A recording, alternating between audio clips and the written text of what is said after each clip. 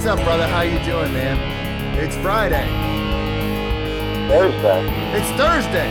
Oh shit, it's Thursday. Thursday. I'm losing days, man. I'm losing them. Disappearing Yeah, on you're me. thinking too far ahead, man. It's true. it's true, man. I'm just fucking losing day, man. I'm just losing days. How you doing, too. brother? I'm just grinding, man. Going through life. Yeah. Every day. Every day I'm hustling.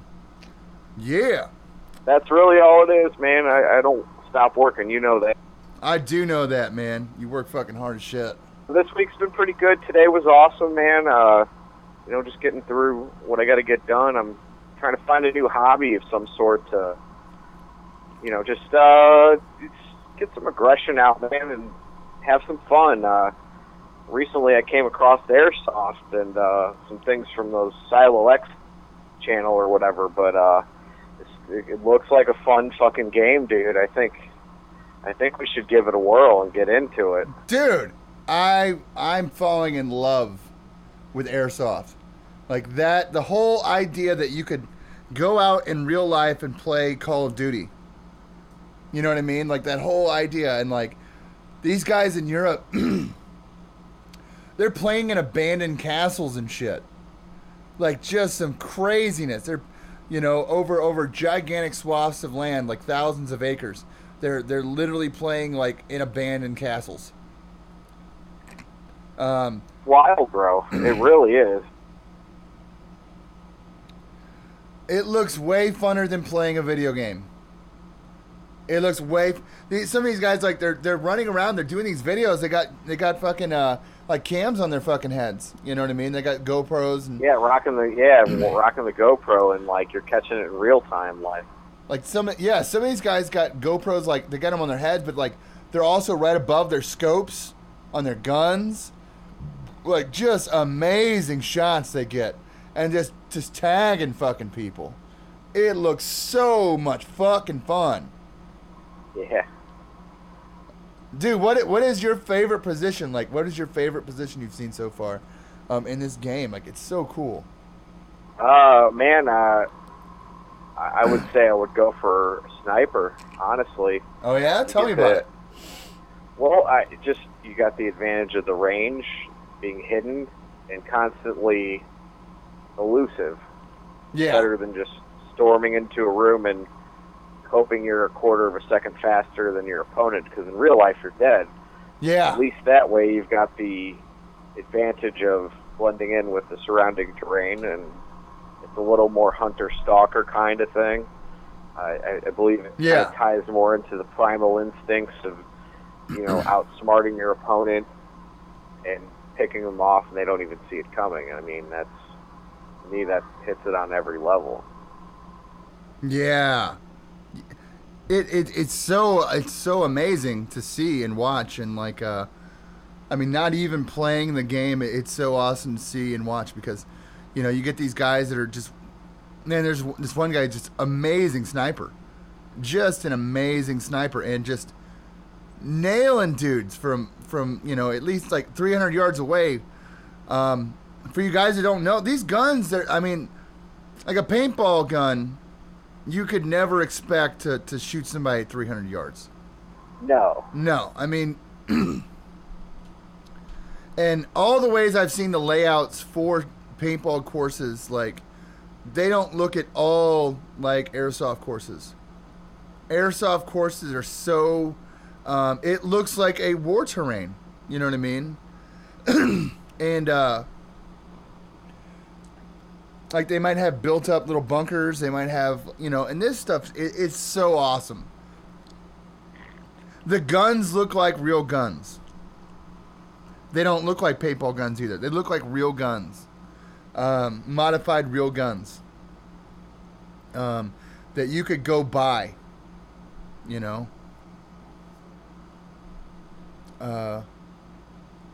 Just so cool. We talked about last night, not on the podcast. We talked about what would we do? What kind of courses would we build if like we had money in order to build some of these courses? Because like the thought becomes like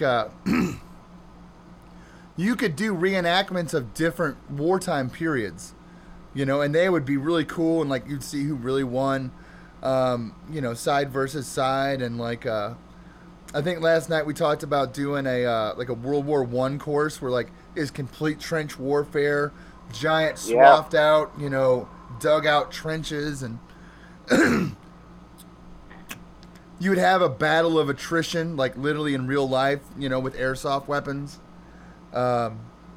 It would be so fucking cool, you know, just to think about something like that. It would make it really hard on the participants. I see a very great appeal to that too. You know, that'd be so fucking cool. You know, I guess, like, in my opinion, I almost look at it like, would you turn one of these giant swaths of land into like a somewhat long excursion, like a 3 or 4 day competition where you play different levels? Right. You know what I mean? Like, you turn it into like a league status kind of thing. Because my first initial thought is that should be like a competitive fucking team sport. Definitely. If people can play video games and like make money, there's no way that this couldn't be just as big or bigger. I mean, because people can actually go and do this shit. Kids too. Yeah, man.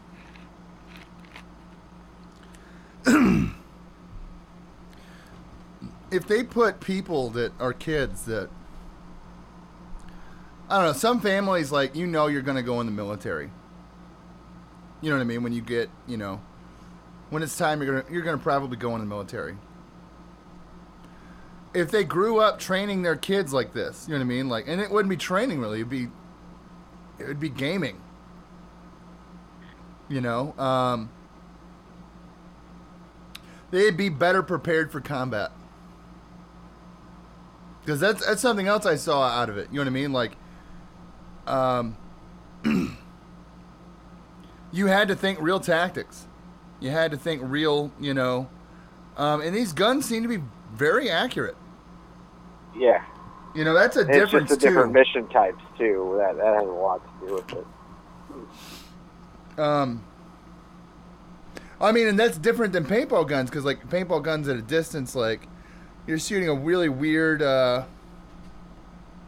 you're still shooting a liquid-filled object, for one, which changes trajectories, and, I'm sure there's wind resistance once you shoot it forward. I'm sure there's drag on it, you know what I mean, because it's filled with liquid. If paintballs break in the chamber, then you've got a fucked up gun. This is just gonna have almost no discharge because it's just CO2. Right. Bullet. So. Yeah. Dude, what's it? There's some interesting things. Like, I saw one of the weapons, and I'm not sure how, but it actually had it was using some kind of cap system to shoot some of the rounds. It was one of the pistols. It was one of the pistols. It made spark. You know what I mean? Whenever the guy fired it, and I was like, "Whoa, what?" As I was going through the videos, you know what I mean, and going through it, I was like, "Wow, there's a lot of different variances when it comes to this." Like, because they were talking about, like, some of the guns are CO2, some of the guns are electric. Like, they have some kind of combustible system in them that, like, pressurizes air really fast. I would have to do some more research into that. I was like, what the fuck is that? Yeah, when the guy fired it, it looked like a fucking laser beam. Like, it shot so fast, it looked like a damn laser beam. Guys were going room to room, and it was like, they're like, you can't use full auto indoors, and can't use full auto indoors. And he's like, after he killed everybody, he was like, I haven't been using full auto, I swear. And he clicked over to full auto, and literally, this thing looked like a damn laser beam when he shot it. It just looked like a stream of red. Everybody was probably like, what the fuck? Yeah, they were like freaking out. They're like, what the fuck is that? Like, yeah, he's got one of those crazy electric models.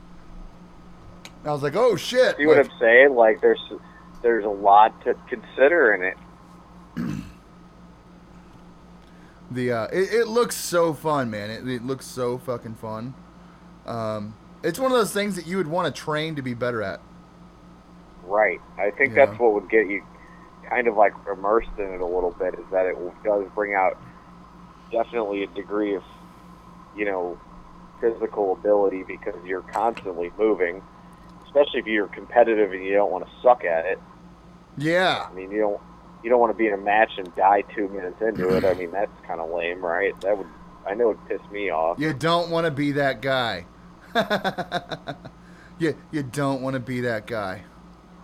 Yeah, you're like, I'm 2 minutes dead. I think that's the hobby I'm going to try to at least start, getting into maybe next year. I'm going to start considering different weapons and stuff and figuring out more about it. Definitely on the radar. I think you're right, man. Sniper rifle's like kind of the way to go. Sniper rifle with a good sidearm. Well, you need a sniper rifle, and then you're going to need short range. Yeah. You're going to need a good pistol, or you're going to need. I would even consider just some kind of little assault rifle. Shotgun. Kind of a shotgun would be, but the problem is reloading. So I saw a dude that had a double barrel. Whoa. Yeah, each shell fired 6 rounds. Wow. So I mean, he could stick it out a window and nail someone in the bushes, no problem. Kadoosh. But if anybody caught him trying to reload, he's dead. There's no way. There's no way he's getting. It's almost like he'd have to fire it and drop the damn thing. Right. He had to duck around a corner, reload it, and it takes a second. Or he's slow at reloading. I mean, he probably doesn't practice the drill. But yeah, he rocked that in the sniper rifle, and it was a good combo because he could, get close range, sneak up on people, pick them off, and then dart back into the woods, turn around, wait for them, pick them off as they're coming towards him. Wow. I mean, he was just constantly making himself bait the whole time, and I think he nailed 10 or 11 people before he was killed. Damn. I'm assuming really good. Games like this only prove to you, how easy it is to get whacked off in war. Yeah. Because this is, the closest thing that we can do to mocking, doing a mock-up of actual... People do reenactments, and they do, Ren Fair, battles or whatever. This is, the modern version of it. As close as you can get without air power. Yeah, and heavy artillery, it's such a blast, man. Especially if you get up in a tree or a good spot. And they have landmines and grenades too. I mean, so there's ways to make defense. And I'd love to run some demolition and have triggers for fucking some demo shit and fuck people up. That would be cool. I was thinking about that earlier today. You know what I mean? Have some remote mine, set up remote mines. And being able to fucking actually pull it, have the trigger for them and they fucking airsoft blow their fucking shit off.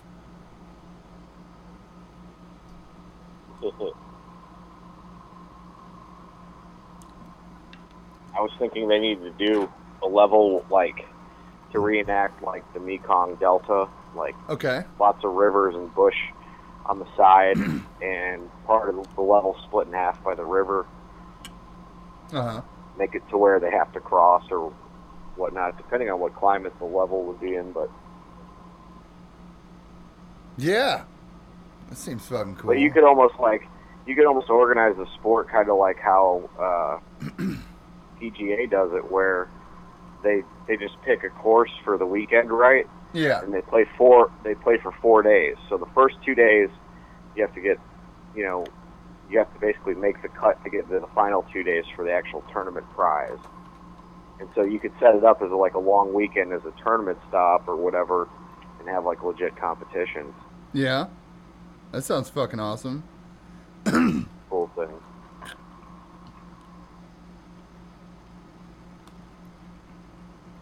Yeah, there's a lot of places I would love to see. Imagine fighting in the desert. You know what I mean? Doing a desert, turn. Dude, you could go everywhere. If you had the money, this could be done anywhere, and, the challenges would nearly be endless. Right. You know, it'd nearly be endless. It'd be so fucking cool. And yeah,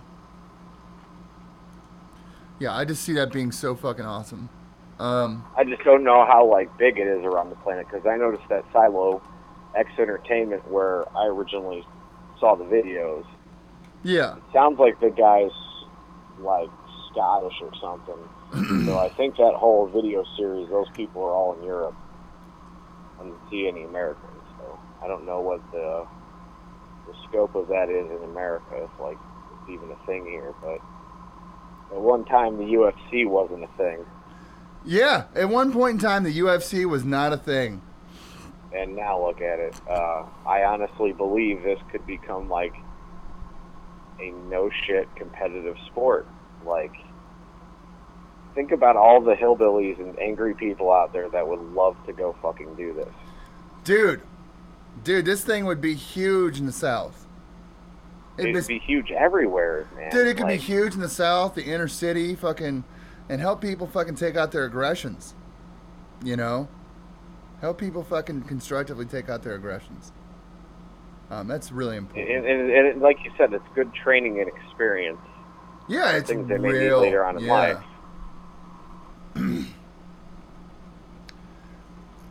No matter how much somebody can tell you about war, you probably don't know about war until you're in war.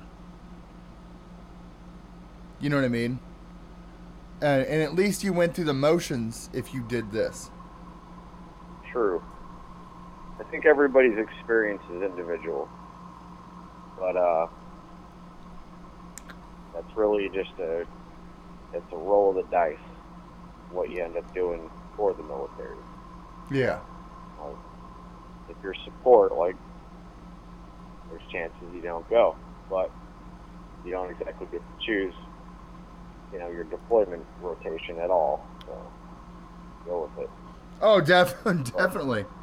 Man, yeah, you could do this in so many different like types of terrain and climates. I mean, it could literally become like an Olympic fucking sport. It's true. Yeah, it could be. I mean, with like the right community built and development, like, yeah, it is on that level easily.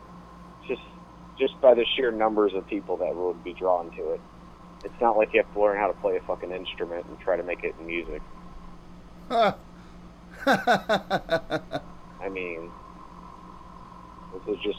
I mean, because I wonder how much it costs to really get like set up like these guys. Because I'm thinking they're probably in it for. I'm guessing like $7,000 with like the sniper rifle. You know what I mean? The full tack gear. Because they also have radios. I don't know if you caught that, but they're all on a fucking comm system, so that's money. But they look like they're having the most fun out of anybody on a Saturday afternoon. Like, straight up. Even when people get shot, they're laughing like they're having a good fucking time. Hit. Have you seen the videos where someone wasn't honest when they were hit? Yeah, I've seen some. That sniper dude fucking picked the dude off right in the ball of like a penalty for being a douche. It was kind of funny. Yeah.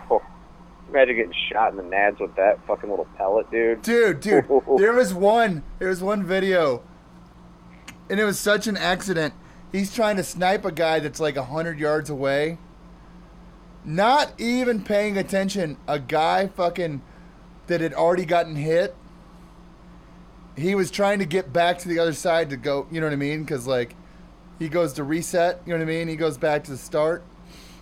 He was coming around the corner of a building, and right as fucking dude tried to take out the other guy, he stepped right in the way and got shot in the face.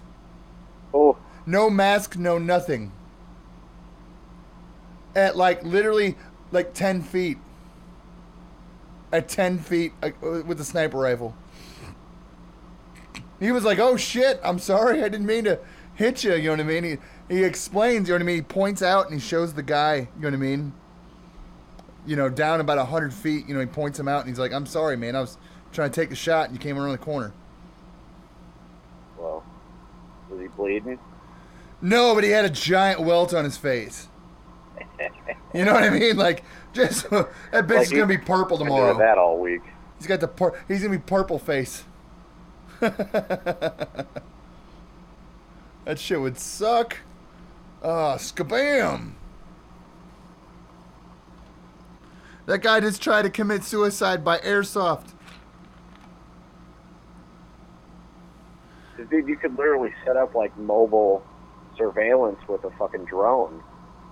Oh yeah. Big strategy here, bro. Like a couple iPads, you know what I mean? It's like send them up over the level, figure out where they are, stay just above the tree line and hidden, and you can kind of figure out how they're spreading out. I mean, like, let's get technical into this.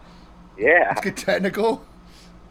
Think of the aerial shots we can get for the podcast, man. Oh yeah. Be fucking dope, man. Man, I wish I still had that fucking drone at my disposal. That would have been fucking cool. It's all good. We'll get another one. We'll get another one. We'll get another one. Not a big deal. Parting the gear together, man. But if any of you guys have played Airsoft and have any experience, dude, talk to us. Let us know, man. For real. I'm fucking really interested. Like, we've been looking for a hobby, like just something to do, and this is sticking out as like one of the likely choices. Hey, let's be honest. Playing live Magic the Gathering's gotten way more expensive than that has. The magic porn on YouTube of people opening. Oh yeah. You were telling me about that, man. Dude, talk a little bit about that. That shit's crazy. I mean, they're gambling like $4,000 a pack, bro. Like hoping on a prayer. Like worse than I don't grandma. even think you break. You really can't even break even unless you hit a Lotus. Dude, like one dual land's still only $1,200. Like, well, like trying to hit it. We were talking Power 9. Yeah. That's all you can. Like in each one of those sets is unless you hit something that's in power, you're kind of screwed. And we were talking about Legends. I'm not sure if there's a Legends on pack price point that you could break even for opening a pack. I can't think of with a couple of the other sets, and that's why I don't understand how people would even consider opening them if they had them in bulk or whatever to sell to other people. Like you're only losing your ass 9 times out of 10. Like Antiquities, I think you can hit a couple cards. There's Mishra's Workshops, and then in Arabian Nights you can get Bazaar of Baghdad's or Library of Alexandria. But yeah, in like Legends, I really can't justify anything unless there's something that like I'm completely oblivious to that. What are those packs worth? They're worth like $1,200 a piece or something crazy like that. And there's like nothing in the set that like would redeem it. I really wish I would have just stocked up on cases of all the old shit when we were in like middle school. Dude, barely be retired. Dude, for you kids that don't know, all right, like I started playing in beta, Magic the Gathering, the very first time. I didn't even quite understand the game, to be honest. Whenever I first started playing, somebody introduced it to me. We got cards. I didn't really even understand it or know that it was going to be anything. But back then, like, cards were like $1.50 to $2 a pack. So like a box wasn't worth shit. You know? Box was like what, $60 maybe? Well, like, dude, you could get a box. I think if you bought a whole box, you could get it for 40. To put that in time travel you could perspective, you could literally get a case for $400, 10 boxes. Yeah, you get $10. Yeah, 10 boxes, $400. Which is like, that's like a box. Each pack is $4,000 right now, roughly.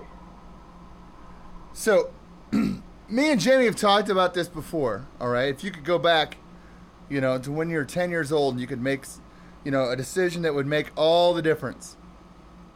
Me and Jimmy have basically agreed that like we go back in time and be like, well, just spend all of our allowance money on, and money from mowing lawns and money from, all you kids out there that don't know about that. All of us fucking mowed lawns and shoveled driveways, and that's how we made our money to spend when we were kids. We were working jobs before we had, the legal right to work jobs. Yeah. We were out there fucking hustling. The life of a peasant. The life of a peasant, We would have taken all that money and just said, all right, buy boxes of Magic the Gathering and not open them. Just don't open them. You think about this, when the price of like the Moxes and a Black Lotus started going up, like when 4th edition hit, like revised hit, 4th edition hit, especially when 4th edition hit, a Lotus was worth about $300. And it stayed that way for a couple years. It stayed that way for several years. Moxen were about, $100 a piece. And then, like, you hit the 2000s, especially after the 2010s. And the shit starts climbing. Starts really climbing. I remember when we were kids, like when 4th edition, because, like, I had, like, this weird break in the way, I played during beta. And when they started introducing, like, Legends and Antiquities and all those other sets, I played during that period. But then, like, I didn't play for a couple years. Within a couple years, 2-3 years, you know what I mean? Well, now you have fucking 4th edition. They're starting to get into, like, Fallen Empires had been there. And then, like, Ice Age showed up. And when Ice Age showed up, like, a lot of people started playing. Yeah, I picked it up in 4th edition. After 4th edition, you know what I mean? Like, that's when they made a difference in the playing styles. You know what I mean? Like, they had Type 1, Type 2. They started bringing in, for tournaments. But if you really break it down compared to now, there weren't that many sets out. No.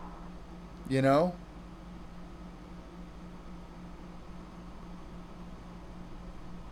was like 4th edition Ice Age is when I really started taking it. I mean, and there's been a lot of great cards that have come out since, There's been a lot of shit sets, too, like Homeland. Yeah. Oh, Jesus, Homeland. Fallen Empires.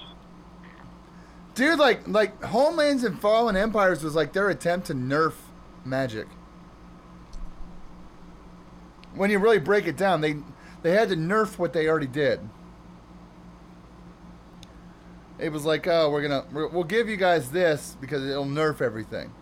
Which really ruined players in a lot of ways, because it was like, if you wanted to play Type 2, you had like those sets, you had Chronicles,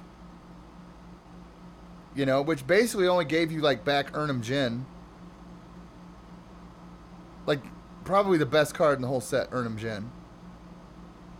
At that point in time, which gave you, you could play Urnham Burnham back then, and then you could play Urnageddon, where you would rush out and you'd try to play an Urnham Jin, and then you'd Armageddon, wiping the board of land so they wouldn't be able to recover, playing anything, of the quality of an Urnham Jin.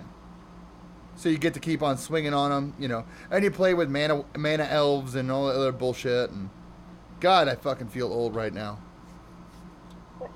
I really do. I'm like, damn, I feel old. Down memory lane. I still have the very first, I'll take a picture of it and I'll post it in this video. But I have the strategy guide that was put together by the first people who played Worlds. Pro Tour, Magic the Gathering. and they developed a strategy guide. I forget what it's called. It's on top of my refrigerator. But it's fucking ancient book. You know, it had Mark Justice in it and a lot of other guys, you know, professional players. And I still have it. You know, this ancient, like, when they first started putting together strategy, you know, because we look at the metagame now and, like, it's easy to come up with information. Everybody has videos on it. Everybody has, you know, all these resources because of the internet. Well, like, this was at a point in time where, like, you didn't have any of those options. And so there were certain people who were the best guys in the world. And they made that first leap with that book that created the meta system for Magic the Gathering we have today. And so me and James neither one of us play competitively anymore. That was a long time ago. If you guys haven't noticed, we're talking about 4th edition and Chronicles and shit. We haven't even brought up Mirage yet. You know, talking some old man shit. But, you know, these were the foundations that created this game that's become so huge worldwide now. And opened up the door for games like Hearthstone. You know, because without Magic the Gathering, there would have never been a Hearthstone. Which is a huge game, and it's fun, it's free, it's a whole new thing, it's its own thing, but... Free if you want to suck at it. What? I said it's free if you want to suck at it. Yeah, or you gotta sacrifice all your cards for, Dust. Yeah, for dust, and then only make one specific deck that's fucking awesome. Which also isn't going to get you everywhere you want to go because trends keep on trending and changing. Right. We only play usually during the fall, winter months in the Midwest. Truth be told. I mean, I haven't played in months. It really takes up too much of my time. Yeah, man, I had to give up that habit. It's been 6 months since I used. It's like that though, man. Like Hearthstone's like they keep on giving you carrots. You got any more of those Hearthstones? Yo. You got no, man. What is it? Can I log in? Are you doing system maintenance? Hey, Come on, man. We help me with my challenge. Hey, bro, I got 10 minutes. I got 10 minutes. I can complete my daily quest. Give me that gold. Let me get that. That's fucking... It creates a fucking addiction for sure. It's true, man. So today, like, we found out that Burt Reynolds passed away. Man, rest in peace. Dude, Mr. Stash, man. Yeah, you'll have to go to not see him with the stash. You have to go all the way back to Navajo Joe. You know, where he played a Navajo Joe. Navajo Joe is where he played a half Indian sheriff. He was called Navajo Joe. That didn't sound racist or anything, but Was Burt Reynolds a racist? No. I mean, it's during the 70s time period, like, you know, as we've come forward, like, everything has become way more politically correct, if you want me to say. You know, so, like, back during that time period, you could get away with a little bit more. You could be like, oh, it's Navajo Joe. And put it pretty simply, you know, that guy is a Navajo. His name is Joe. He's a sheriff, and he's half Indian. Everybody understood that. It made sense. It made sense, especially to them then, you know. Back when we didn't have quite as much time to fucking worry about political correctness and, you know, I am somewhat liberal, but we've taken it to such a far extreme that we forget that, like, we actually have real things in life we have to worry about. Like, if you made a movie today, you could not call it Navajo Joe. No. Never. Now, most likely those guys were not being like, we're racist against Native Americans. Most likely not. They're probably thinking, okay, they're fucking idiots, and they fucking think, well, it's a simple name we can give this simple movie. Right. And everybody will understand what it's about. You know? But today, it would be like, oh man, they named it Navajo Joe. They're really trying to go after the Indians, Native Americans. Is the way but it would be. He was in some other stuff, you know, like it wasn't just that. Like, what else was he in? Oh, Cannonball Run. He was in Smokey and the Bandit. He was in a ton of great. Smokey and the fucking Bandit, Smokey right? and the fucking Bandit, dude. Boogie Nights, Deliverance. Boogie Nights. Oh yeah, Boogie Nights, brother. Oh man, him and Mark Wahlberg fucking tore the screen up with that. I mean, such an amazing. Boogie Nights is an amazing movie. Oh man, I forget the name of that actor. But yeah, man, I mean, yeah, Michigan really lost its a great star today. You know, the whole world did. I'm sure he will be missed by his friends and his family. Yeah, man, let's do a toast to Bert, man. Toast to Bert, goddammit.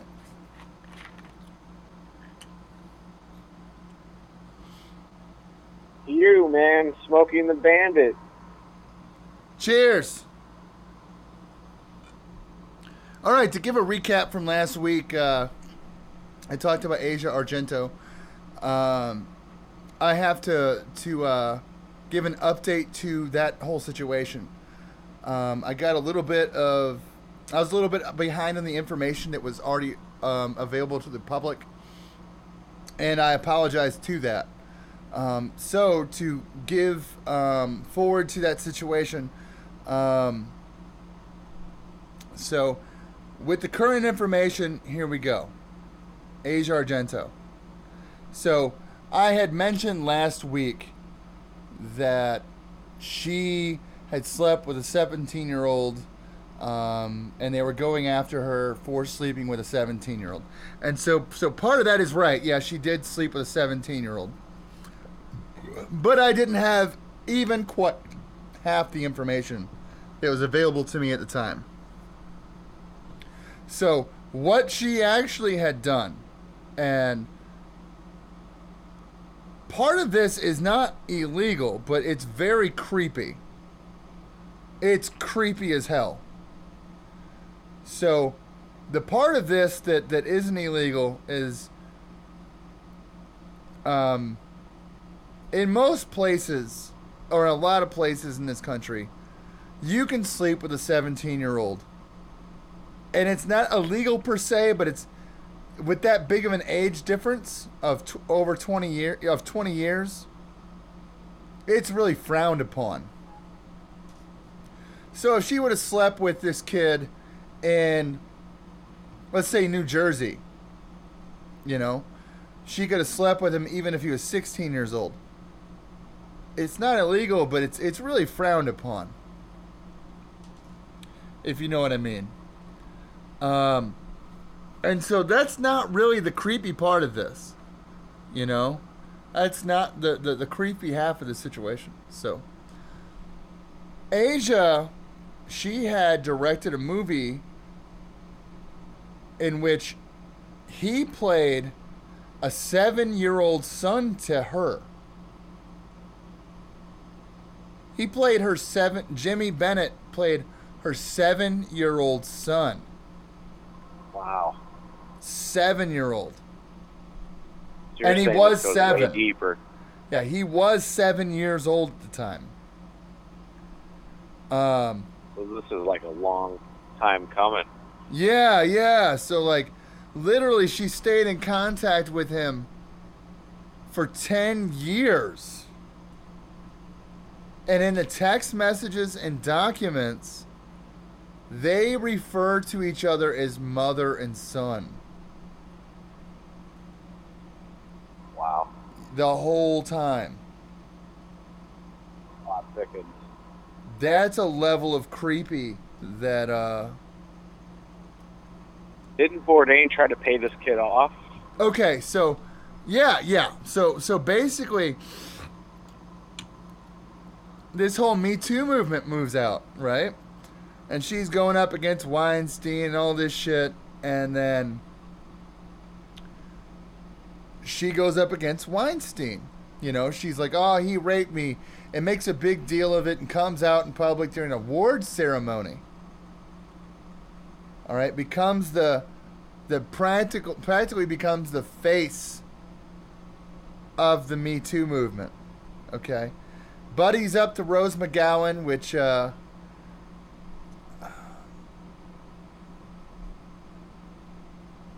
Rose McGowan used to be a great actress. You know, she was gonna marry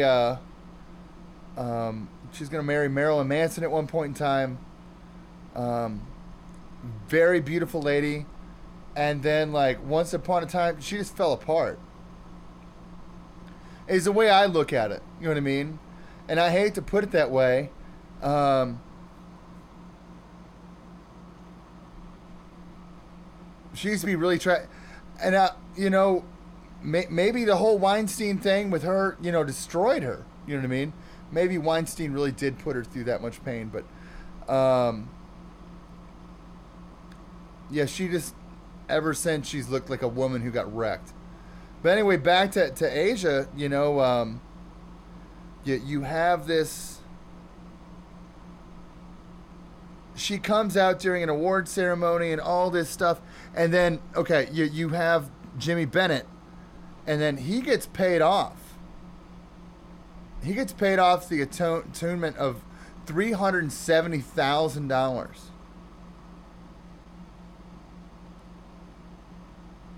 And the only person who had the money was Anthony Bourdain.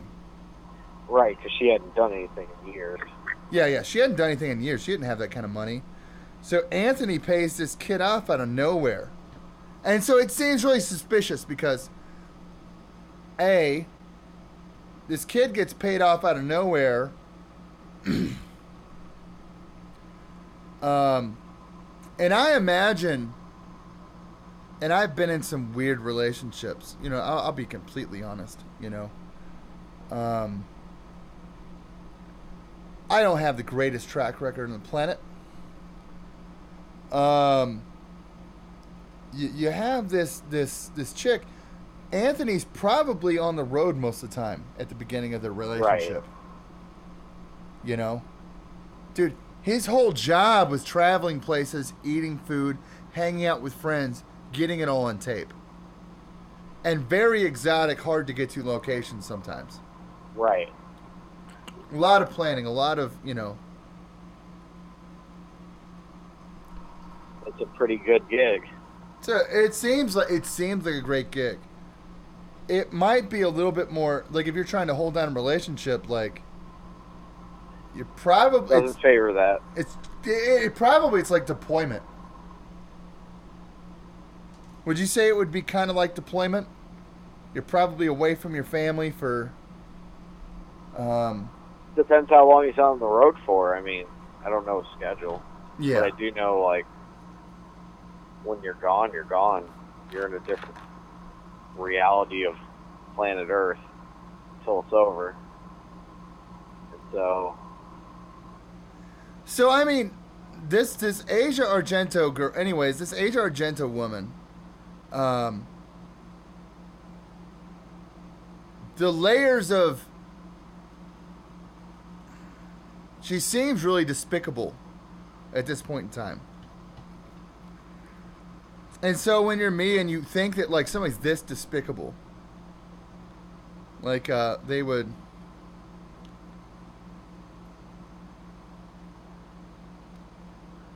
You're going to join the Me Too movement.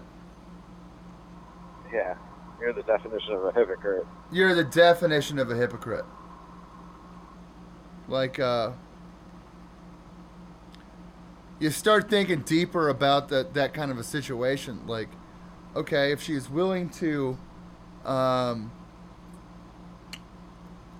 out against Weinstein like that, and then she practically stalked a fucking 7-year-old until he was 17. Wow.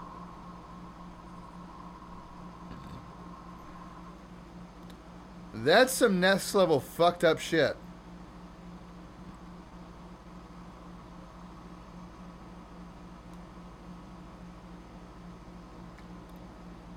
Yeah. It's even though it's a sex. I mean, I imagine she called, just because she was a director and she could possibly get her son work. I guarantee that's why she kept, like, his mom probably let her son keep talking to this lady. Right. Her mom. Instead of what it actually became. Yeah, she was actually just like kind of fucking stringing him along.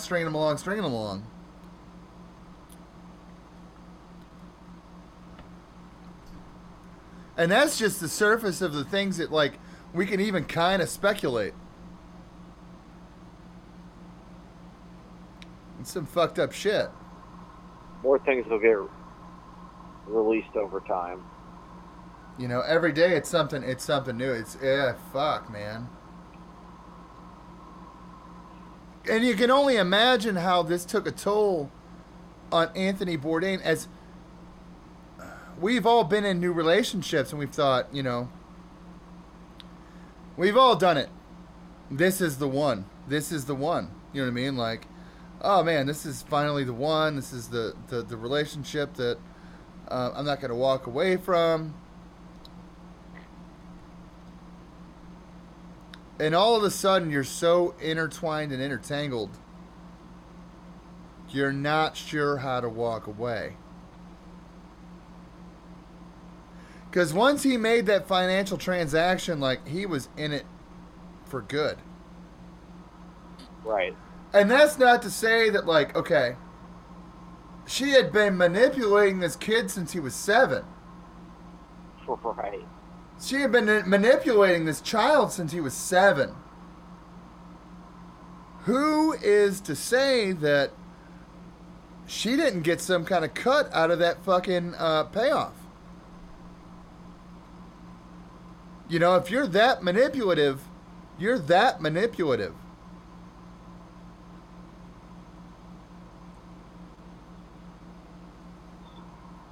Definitely probable cause. That's some disgusting and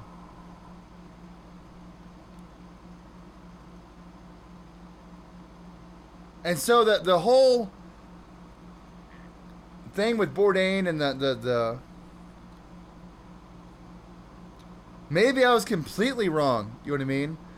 Maybe he really did commit suicide. There's probable reason for it now.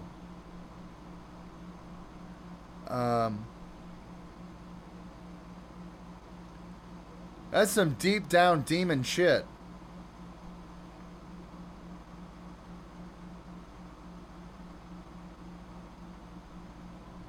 It's really nuts. It's not over yet. No, it's not over yet either. Yeah, you're right, man. It's not over yet. Continue that when as more information rolls out, but we got to stay in the know about that. Let everybody know what's going on. There seems like a motive there for sure. Yeah.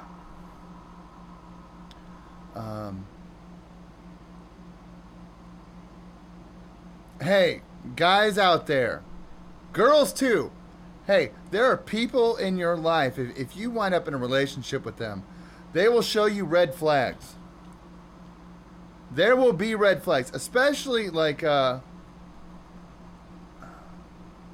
will be red flags. And I went through a situation that wasn't that long ago it showed a lot of red flags, and I should have watched the red flags a little bit more.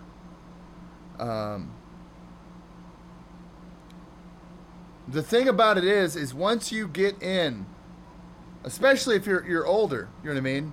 You're older, you're in a relationship, and if you're anything like me, I don't date like I used to when I was in my 20s. I'm in my 30s.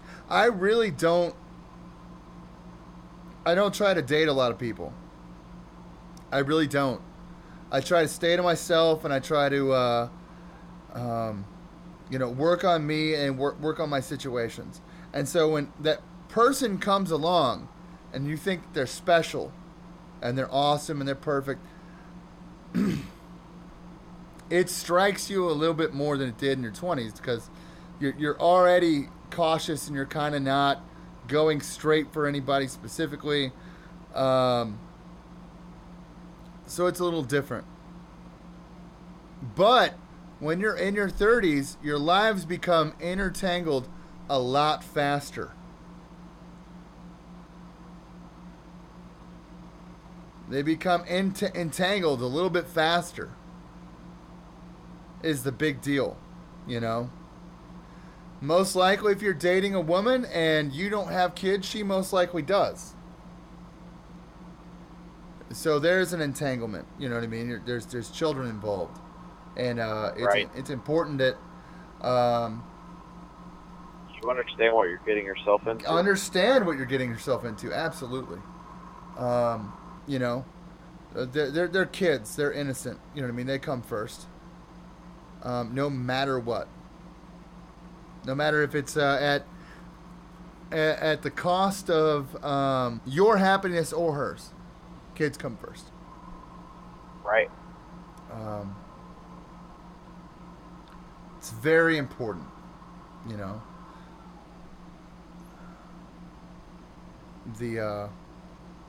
And relationships aren't easy. They never are.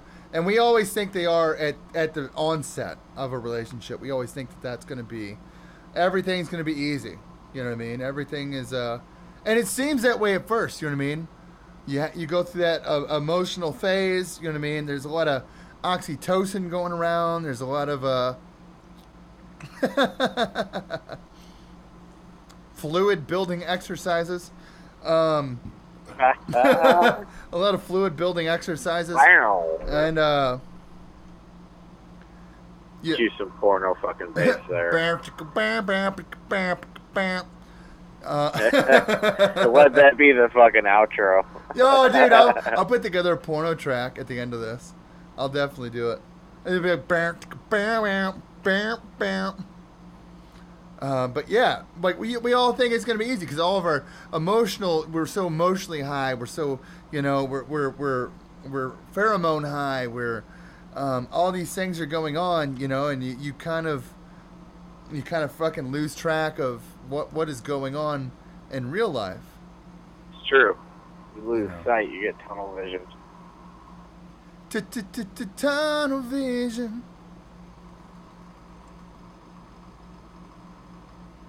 But man. Hey, take this from me right here. Take this from me right here. What's that? So yeah, man, with relationships, it's like everything, man. Right. They all have their different degrees of impact and how you view them, how serious you are with the person you're spending your time with. A lot of variables, man. Got to be careful out there, boys and girls. Yes, you do. Yes. Captain Jimmy is right. So, anyway, tomorrow's Friday. The weekend's here. So, the back end reward of Labor Day weekend from last weekend, we get 1 day shorter work week. We got to be a little pleased with that. What are you planning on doing this weekend, man? Oh, dude. I don't even know. I think what I would like to do, I would like to go to the lake, I live so close to an amazing lake that I so underuse it. It should be a crime. Almost like a travesty. Yeah, it should be a fucking crime. I live 10 minutes away from amazing fishing, swimming, boating. It should be a crime. I definitely don't use it enough. What are you gonna do this weekend, man? What is on your agenda? Well, we're gonna work, and I'm gonna hopefully get a couple podcast recordings in, Damn right. and we're shooting to either have a short session Saturday morning, early afternoon, or a long one on Sunday. I haven't quite decided, but I think we're gonna play a little live this weekend. Damn right. Mix it up. Damn right. God damn right. But I understand what I got to get done, so the only way to do it is to grind out the hours. But at the same time, I've considered just maybe rocking the internet play for a little while, as it can go a lot faster. You can win those big spots. You can hit those big spots. Right. You can buy in for $20 and maybe hit $5,000 if you take a big one down. Yeah, it's a the swings can be amazing on online poker. Yeah, I mean, we'll see how it goes, dude. It really just depends how I feel. I'm gonna sleep in Saturday, get some rest, catch up. Dude, you need it, man. Getting It's gonna beat be up balls on to the wall till I get out of here, man. I mean, that's it. Yeah. And there's no other choice, really. But I'm not going to try to stack playing during the week with already basically a 12-hour day without podcasting.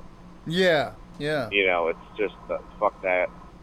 Yeah, we get 2 to 3 I of won't these. play Yeah. optimal. Dude, Yeah, we get 2 or optimally 3 anyway. fucking. I mean, you're working what 65, 70 hours a week. About 60.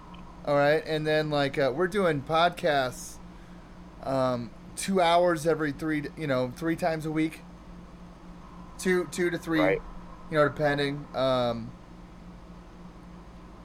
Putting all these new The graphics. drive times, that really kills me coming back out here from. I've been working all the way out by fucking Towers Road. So Jesus. we're getting Jesus.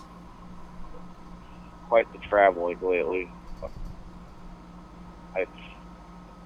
I'm tempted to go play Ameristars tournament on Sunday because they have like $100 buy-in one. Yeah. That one's probably 13 or 1400 up top, maybe 12 at the low end. It's a small game. Yeah. Might play that.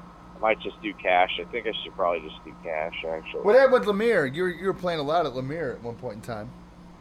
Yeah. But the thing with tournaments is it's like if you start off shitty, it's really hard to get out of it. You know what I mean? Like you're committed till you're busted instead of like a cash game where you can quit. So the long. Oh yeah. I don't know why it's easier for me to do the long tournaments online, and I think that's because I can be on my telephone. I can have music playing, eat something. Take a pic when I want. It's nearly impossible. You know what I mean? You don't have to interact with anybody. That's a big energy drainer, dude. Having to acknowledge the goddamn. Every single round you have to acknowledge the dealer. And then you have to deal with every single person who actually, pass, fold, bet, everything. Right. You know what I mean? In real time, and then you have to deal with all these, energy draining situations. Boom, boom, boom. Every time. Boom, boom, boom. Boom, boom, boom. Instead of being able to just there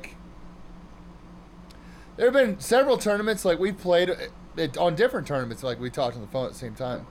Yeah. And then, instead of having to deal with fucktards or anything, being able to discuss hands is a nice thing too. It's a super advantage. It's really important to actually developing a killer game, and that's really what it's all about, is tuning it in and being able to do it consistently.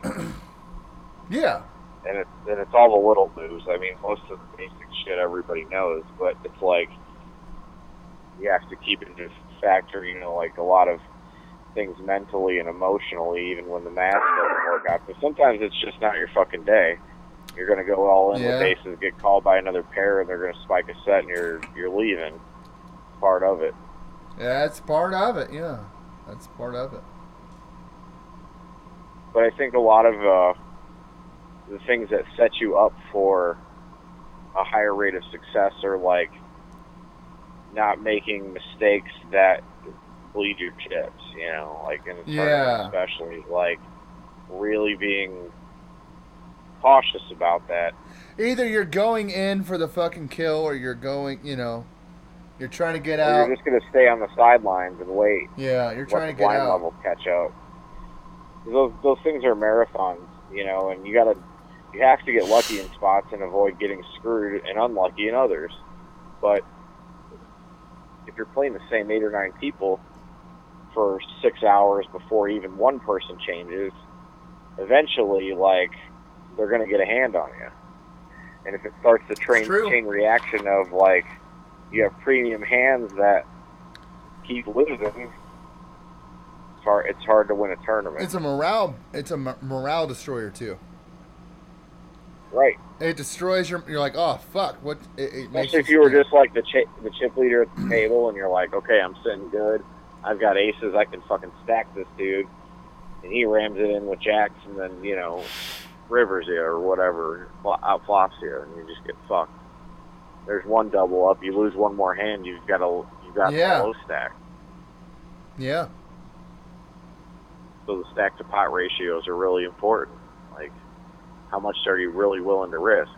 I think it's very important to not go all in early in the tournament, like, especially with just hands pre-flop.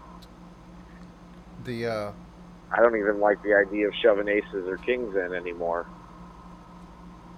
I would much rather, like, take a strong 4-bet stance, like, and say, hey, you know, if you're going to go all in on me, you're going to shove. I'm not going to, because I'm going to check it and trap you. Let him make his move. And right, because he's already committed so much. And then that way you can kind of feel out if you got lucky with ace king and, you know, it's queen jack 10, and you're like, did he just flop fucking the Broadway on me? I mean, it happened. Yeah.